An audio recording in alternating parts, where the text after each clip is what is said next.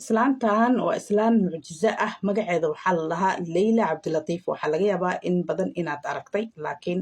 aadan fahansaneyn waxyaalaha ay ka hadasho islaantan waxay ka hadashaa waxyaalaha dhici doona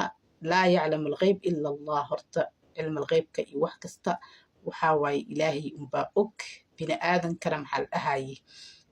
wax kasta ma ogaan karaan laakiin dadka qaarkood waxaa laga yaabaa inay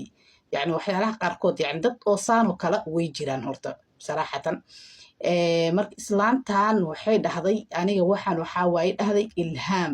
ilhaam yani waa wax dareen ah ay dhahday dareen ahaan ayaa wax la igu sheegaa ma ahan riyo ma ahan yani si kaleeto soo marka maxaa la dhahay waxyaalaha ay sheegtana 9% way soo baxaan laakiin sanadkan wax ay sheegtay oo soo bixin ayaa jira waxay ka hadashay maxaa la dhahay doorashada Mareykanka waxay dhahday Mareykanka waa la weydiiyay Mareykanka yaa soo bixi doona xilliga inta Trump la dooranin la weydiiyay yaa soo bixi doona sanadkan markaas waxay dhahday naag yani xitaa magaceeda ma magacaawin markaas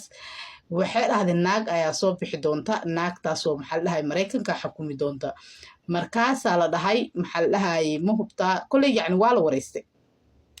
waxay dhahday naaga soo bixi doonta doorashadii way dhacday kulay nina soo baxay oo Trump ah markuu Trump soo baxay ayaa hadana mar kale la weydiiyay oo la dhahay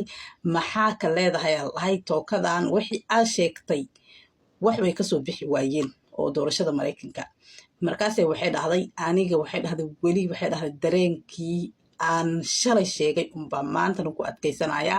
Mareykanka waxay dhahday naag ayaa xukumi doonto lagama yaabay dhahday marna inuu Trump xukumo kulli waxay dhahday kursiga ayaa noo balan ah kursiga yani waxay ka wada xilliga Trump yani wareejinta oo lagu wareejin doono kursiga xilligaasna kulli hadda wax yar ayaa ka dhiman oo yani waxa ka dhiman wax bil camal ka dhiman iska leh 20 January ayuu Trump ku wareegaya kursiga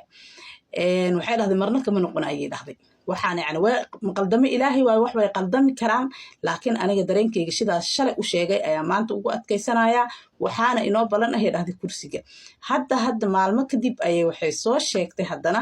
in uu Mareykanka ka dhiman doono qof muhiim ah oo siyaasadda Mareykanka ku jira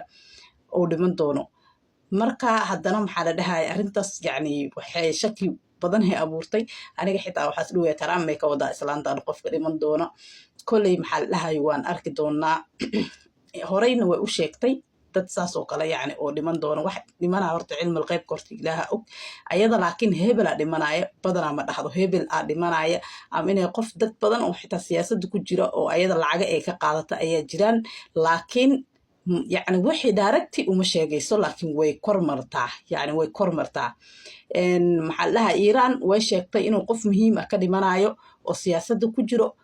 tiina way dhacday qof kaleeto wiil kaleeto waxa jira fanaan ah oo wadanka maxallaha Lubnaan ka soo jeedo waxa dhacday fanaana dhimanaya oo muhiim oo aad loo jecel yahay masiixiyu ahaa wiilkaas laakiin geeridiisa 2 isbuuc amalay ba socotayba subhanallah yani dadkii ummadii jecleed yani iyo maxallaha ehelkiisi iyo kulay maxallaha dad oo isku iimaan manihin aad ugu qaracmeen social media xitaa ku jirta geerida wiilkaas soo marka hadda waxay dhahday qof muhiim ah Mareykanka ka dhimanayo kulay waa arki doonaa hadana maxay soo sheegtay islaantan hadana waxay soo sheegtay Facebook iyo Instagram inay hawada ka bixi doonaan kulay meeshas dadkii ka macaashay ayay tacsi u taala aniga ma isticmaalo Facebook laakiin muhiim yani ima ahan kulay ogaada inuu hawada ka bixi doono wax idin kugu jiro kala baxa taasna waa fariin insha Allah la socda qeybaha kale